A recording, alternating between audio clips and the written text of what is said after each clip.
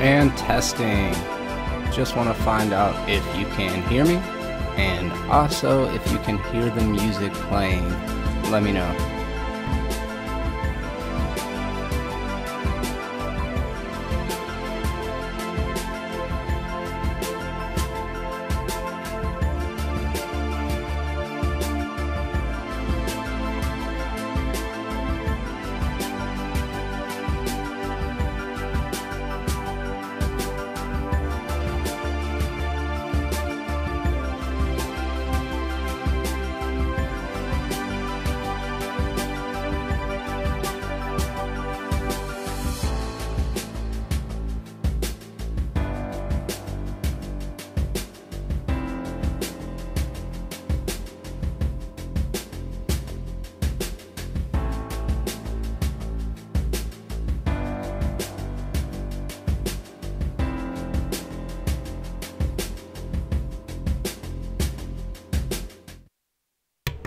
You're listening to Movies Are Terrible.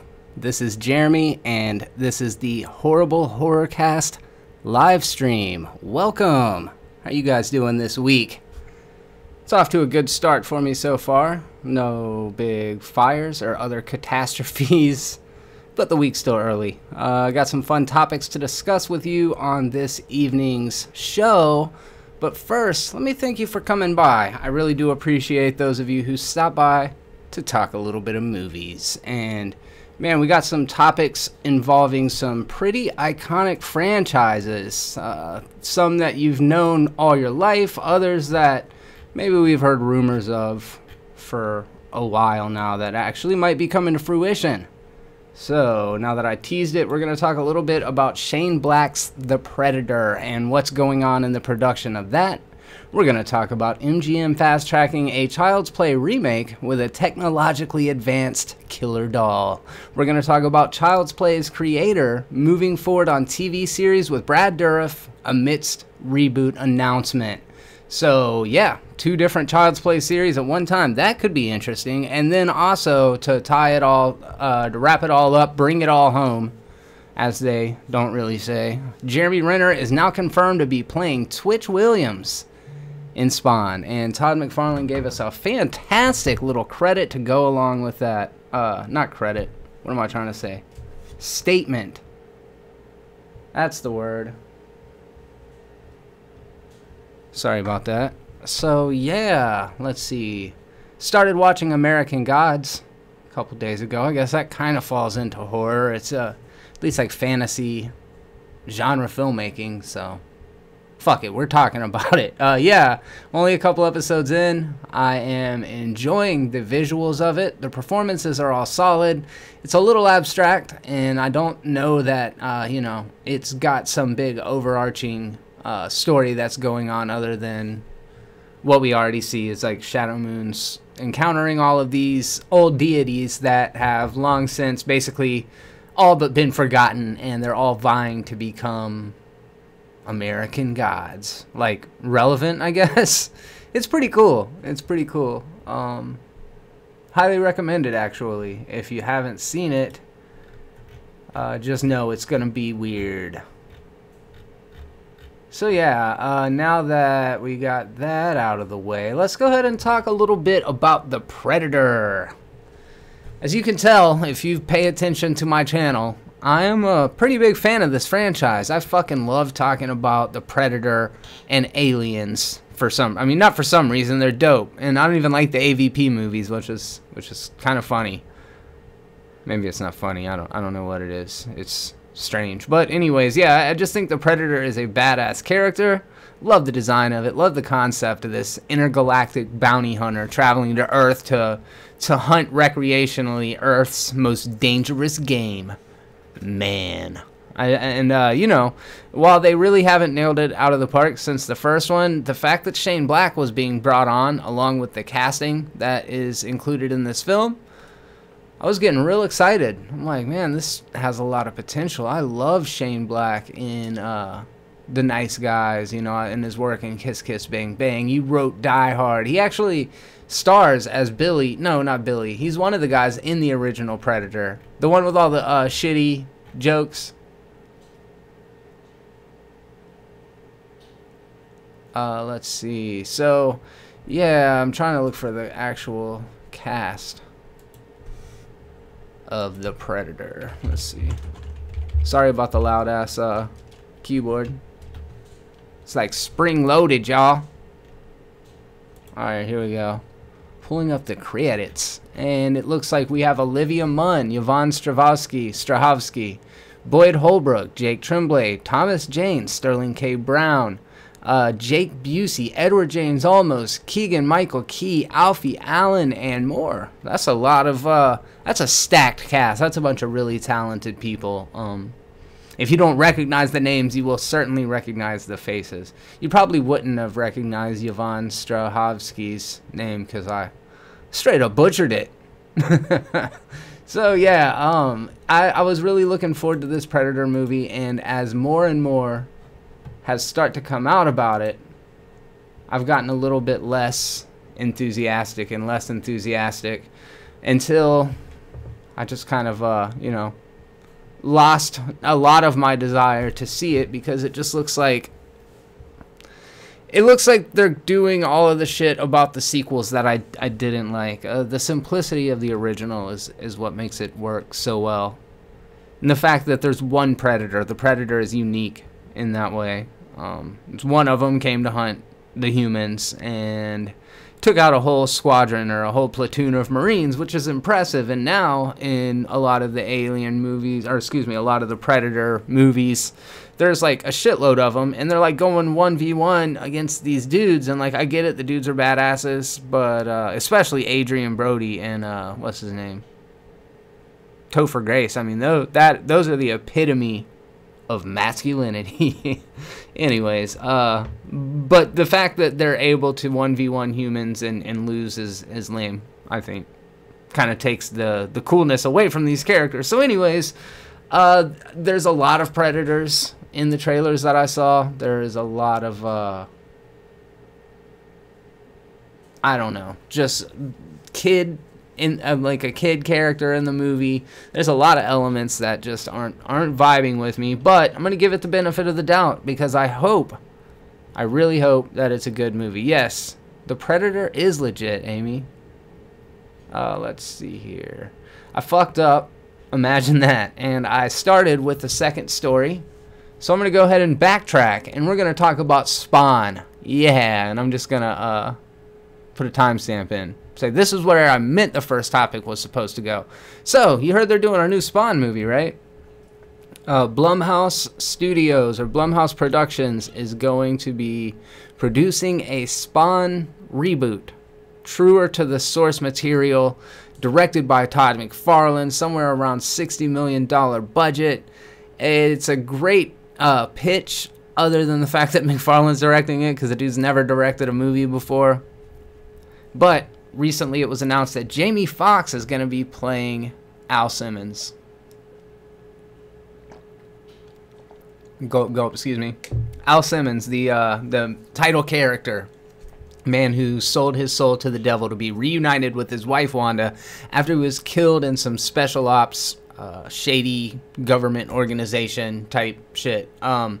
So in the Todd McFarlane's pitch, he says that Spawn's supposed to be much more of a spectral presence kind of looming around in the background. Well, that means it's probably going to focus on Sam and Twitch. And I remember hearing once upon a time something about a Seven vibe, kind of the relationship between Brad Pitt and Morgan Freeman. We've got our Jeremy Renner, and we've got our Twitch, and it's Jeremy Renner, and I like that dude. Like, he's pretty good. I haven't seen him in anything I really disliked him in, so I see how he would be a good casting choice for it. He doesn't look the way that I expected him to look. Twitch is much older, has a little tiny mustache and round bifocals, but you know, they've done crazier shit. I mean, a little bit of makeup will go a long ways, and CGI and shit. But with the amount of budget that they have, hopefully they're not going to lean a lot on CGI and special effects, and from what I understand, they're not. Let's see. Todd McFarlane says, as a first-time director, I wanted to surround myself with the most talent and the most skilled people I can find on all fronts.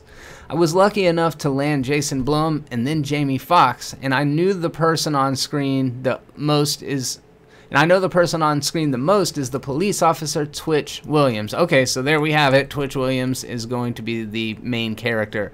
We needed as strong a person as possible because he will be the face of the film. I took my naive Hollywood approach again, and I said, let's start at the top and work down. Jeremy was at the top. Not me, but I'm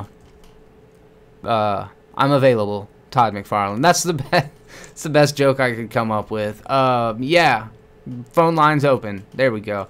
I'm a huge fan of his. The character... Now I'm going back into the quote, excuse me. I'm a big fan of his. The character doesn't need to be a bodybuilder or GQ handsome. I was looking for somebody who's a person you've met before. I needed someone who can pull off the grief of an average human being. I've seen Jeremy do that more times than in more than a few of his movies. He was at the top of my list, just like Jamie. Yeah, okay. Let's see. I think that's a kind of fucked up sideways compliment, right? The character doesn't need to be a bodybuilder. Fair enough, you know. He's definitely not like that kind of stacked. And then it says, or GQ handsome. But like, come on, man. I know he's not like, I mean, in the Marvel Cinematic Universe, he probably ranks pretty low on the list. But I think that's a pretty unfair comparison, right? But yeah, man, Spawn back in the 90s, that was my childhood. I love that comic book. Of course, I started with issue 1, and it was like the first project that Image Comics had launched. They were this scrappy little supposedly independent production house that were doing their own thing over there, publishing company, excuse me. And yeah, man, their art was just phenomenal. That was the main thing that drew me to it, the way they were, you know, airbrushing and all those techniques with computer graphics, while a lot of what was going on over at Marvel at the time was not near the same level. And I mean, since then, all comics have just gotten ridiculously nice. We came from an era when Rob Liefeld was drawing little fucking pointy elf feet, right? Straps on straps on straps. That is, what am I talking about? Old School Predator is the best. Yeah, sorry if it takes me a minute to get to the comments. Unfortunately, there's a little bit of a lag. Not bad, just a little bit. I think about 2 minutes, but I don't really have any way of knowing. Alright, so yeah, I'm looking forward to a Spawn project. Has a lot of potential. As somebody who is a fan of the comic books, I was very disappointed by the movie that came out in the 1990s, and I think it does deserve a fair shake, especially with all the other comic book movies that are going around right now. This one seems like it's taking a fresh and a unique approach, so fuck yeah, dude, I'm all for it. Let's go ahead and backpedal into the Predator real quick. So yeah, I was discussing the new Predator movie just a little bit ago and my apprehensions about the fact that Shane Black is taking it in a dramatically different direction, including gigantic predators that are hybrids using all of the DNA from the other dangerous creatures and life forms that they fought on other planets. Yeah, I don't know. I mean, it's kind of a cool concept. I like this new design of the Predator that we're seeing in the image here on screen. It's a very sleek design. I don't like how the bottom mandible is exposed. I think that's kind of defeats the purpose of having a fucking helmet on, right? I know it's from underneath, so you'd probably see a little bit of it, but like, you need that coverage, man. I go straight for the neck. But yeah, I like the way his body armor looks. The textures on his skin are looking good. This is a cool design. This is a cool design, and you know, if I just shut my expectations down and just like, fuck it, it's probably going to be a dumb Predator movie, I'll probably be able to have fun with it. Okay, I like Jamie Foxx, but I'm not sure how he'd do his Spawn. That's valid. I can 100% understand where you're coming from. You know, personally, when I look at Al Simmons, the original character, he is a much buffer guy, you know, like, but that's comic books in general. I mean, Jesus Christ, look at Cable, and as jacked as Josh Brolin got to be, you know, to play him in Deadpool 2, the character in the comics is just like probably 400 pounds of sheer muscle. It's ridiculous looking. But that said, I think Jamie Foxx reminds me of Al Simmons. I think he could pull off the human part of the performance. But now that you say that, I worry a little bit about the Ghost performance. Is he gonna talk? If he's not gonna talk, then why do we need Jamie Foxx unless there's a lot of flashbacks of him?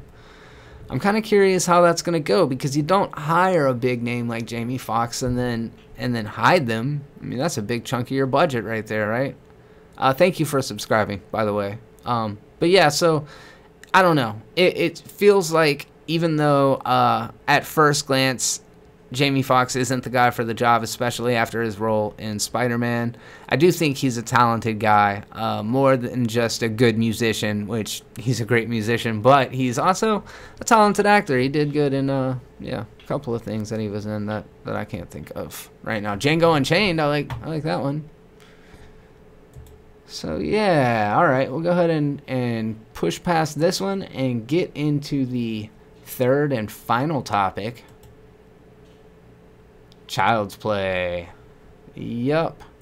Got some weird shit going on in the world of Child's Play right now. Let me pull up the article real quick. So MGM is fast-tracking a Child's Play remake with a technologically advanced killer doll. This is according to Bloody Disgusting. And they are basically saying it's a contemporary reboot, and it's going to involve a group of kids and have a technologically advanced doll. Damn, they keep using that one. It's weird and complicated, because while this is going on and they're trying to launch a fresh reboot to it, the original creator, Don Mancini, what's his name? I think that's what it is. Yeah, Don Mancini, excuse me. So yeah, Don Mancini and his people are producing their own Child's Play TV series, following the events of Cult of Chucky, which was released just a couple months, maybe a year ago. And I don't know, man. I wasn't wild about Cult of Chucky. It took some really strange choices in the end. We'll just say that. I don't want to fuck it up for you, but it opens up some strange doors to the franchise, which I can't really wrap my head around why you would do something like that. Let me see if I can skirt the issue while still addressing it. Nope. I can't. Fuck it. It's crazy. The ending of it is off the wall. So I don't necessarily like the direction that they chose to go with it. However, it does lead to some pretty interesting possibilities as far as where this television series could go. Speaking of where it could go, I think it's coming on Sci-Fi Network, if I'm not mistaken. And Brad Dourif is going to be voicing Chucky, that's great. He's been doing it the entire time, and much like Doug Bradley, or much like your Robert Englund, Brad Dourif's voice is very closely associated with the Chucky doll, so it's going to be a tall order, and I just don't know about the reboot. I do think it's interesting that the studios are deciding to cannibalize their own franchise by splitting it 50-50 in some ways. I'll be interested to see both. Personally, I think that they're not great movies, but they're fun movies, and I have seen all of them. I really like the first one, and then I like Curse of Chucky. Curse of Chucky came out before Cult of Chucky, just a couple years ago, and it's got like a real Annabelle feel to it, a much more gothic, kind of ghost story type vibe, which was different. It made the series unique.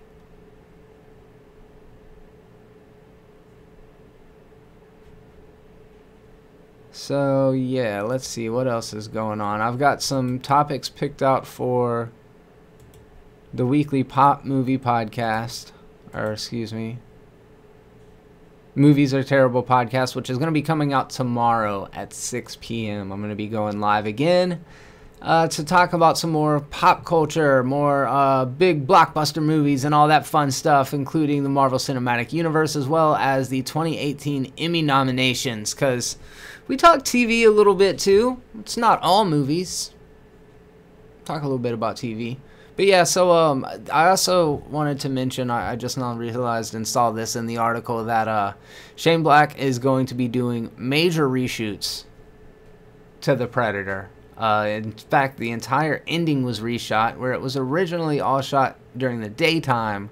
They have changed the setting to nighttime and refilmed a lot of the deaths and supposedly made the movie more scary and removed friendly predators, which at one point were in the movie apparently, which just sounds like a shit idea. That's the kind of stuff I'm talking about. It's like, if you're gonna swing for the fences, don't do some dumb shit. You know what I mean? Like, I commend you for trying, but don't fucking ruin the whole thing like that. Nobody wants good predators. They're predators. Fuck, man. Anyways, so they're reshooting it. He says he wants to make it scarier. That's the big buzzword that he keeps using. Scarier, more mysterious. And it's like, fuck you. I've seen the trailers, man. You're not hiding that shit at all. Remember Predator used to have cloaking? Whatever happened to that shit? They don't ever use that anymore. We gotta see the killer the entire time now. And I'm not a big fan of that. I don't understand why we have to constantly retread that same territory, you know? And bigger and better with this. They're not calling it a super predator. They're calling it hybrid.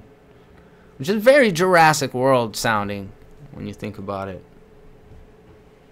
Alright, ping-ponging back to Child's Play. I don't know, are you more curious about seeing a television series, or would you rather see the movie? If both of them come out, which one do you think is going to be the better film? I'm really curious to hear your thoughts on that. Also, The Predator, man, is it going to be good, or is it going to be terrible? I bet it's going to be terrible. Let me know what your thoughts are on that, though. Because this is a conversation, people. It's more than just me talking to myself. At least I like to tell myself that. I see you, Amy. I appreciate you coming by. And I support Brad as Chucky as well.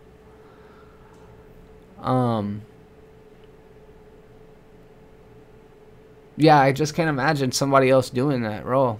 It seems like... it just don't seem right, you know, especially when Brad Dourif is still available and is currently still working on the franchise. I mean, let the creator of the franchise, Don Mancini, make his shit. Don't fuck with him. At least wait a little while, you know what I mean? It just seems disrespectful. But rights and property issues and all that shit. But they can't use the iconic Chucky. They might be able to use Child's Play, but they're not going to be able to use the same Chucky. And I think the main reason why the studio's greenlighting it is because everybody flipped their shit when he was in Ready Player One for a minute. That one little trailer put Chucky back in the pop culture zeitgeist. Does anybody still like Ready Player One? I'm waiting for the backlash on that shit. This is not a good movie. It was fun, don't get me wrong. There was some cool shit in it. I'm pretty hard on it, but... you know. Such is life, I guess. So, yeah, I think I'm going to get out of here in just a couple of minutes. As I said before, I know there is a slight delay on this, so I'm going to give you an opportunity if anybody wants to chime in with any questions or thoughts on any of these topics. Speak now, or forever hold your peace. In the meantime, while we are waiting for that to potentially come through, make sure that you head over and check out Movies Are Terrible on Patreon. I could really use your support because I'm in desperate need of some equipment upgrades and money is tight, y'all. But I'm sure you can relate with that. So if you can become a patron, it's greatly appreciated. It helps keep the lights on over here. Also, I have moved my question of the day from my personal Facebook page over to the Be Terrible Facebook page. The reason why I'm doing that, and this is a little bit inside baseball, I'm sure half of you don't give a shit, but Buffer was a browser extension that allowed me to schedule my posts ahead of time, which made the question of the day a lot easier because I could come up with questions all sitting at the desk at one time and allow it to come out through the week. It wasn't a spammy thing, however, Buffer's or Facebook's policy changed to where now all of a sudden you're not able... Shit, I just got sidetracked. Amy, yeah, TV for sure. I'm with you there. Damn, I totally lost where I was at. Let's see if I can bounce back from this naturally.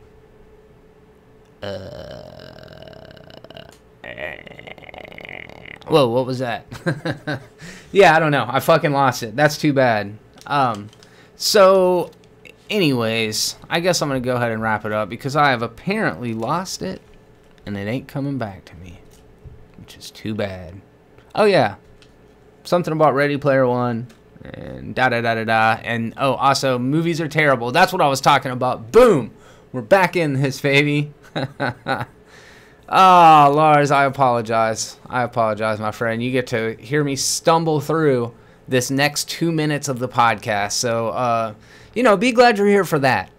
At least you can have that moment of me just sounding like I totally lost my mind. Because I did for a minute. But anyways, so Buffer and Facebook changed their policy. I'm not able to schedule them ahead of time anymore, even though it wasn't spam, so I had to move it over to my Be Terrible page, which is great. But the thing is about quote-unquote fan pages or business pages is that they do not show up in a person's feed all the time, whether it's actually determined by some sort of algorithm. Oh, thank you.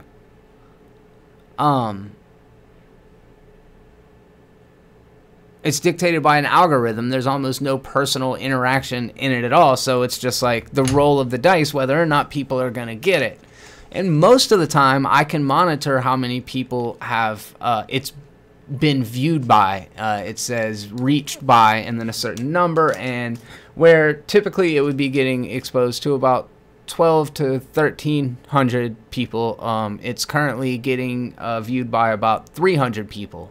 So not near as many eyes on it, which is unfortunate because I always love doing those questions of the day with you guys. So if you do want to continue to check out the conversation and be a part of the conversation, all you got to do is like the Be Terrible page and then cross your fingers that the notification comes through. Zeitgeist, zeitgeist, zeitgeist. There you go.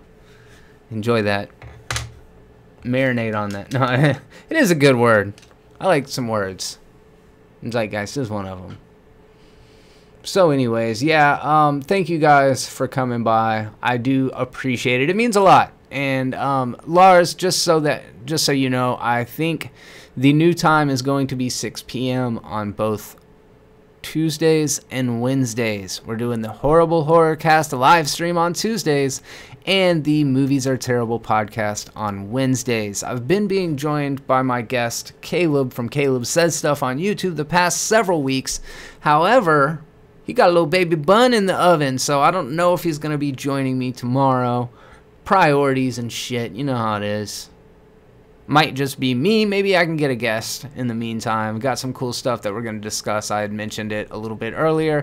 2018 Emmy nominations, Marvel Cinematic Universe rankings, and more. So yeah, I'm trying to commit to a top 20 list of my favorite Marvel movies, or rank all of my favorite Marvel movies. And I don't really like committing to ranking them because it's so hard. Like, so many of them are just dramatically different from each other, and it makes it hard to kind of stack them all against each other. I have a list, but I don't know if it's definitive because I've already changed it about 10 times, I think. Yes, Lars, I believe that is correct. Let me see again.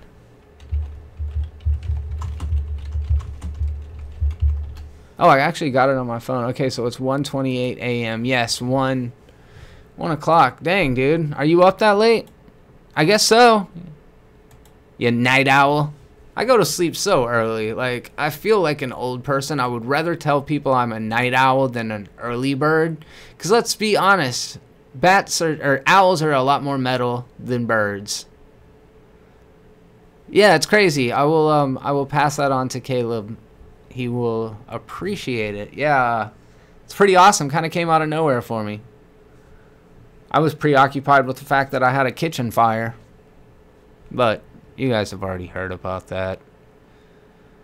So yeah, man, I guess I'm going to go ahead and wrap it up. Again, thank you guys so much for coming by. It is always good to be able to talk movies with you. I would love to hear your thoughts on some of these horror movie topics that we have discussed. Go ahead and weigh in. And yeah, until next time, be terrible.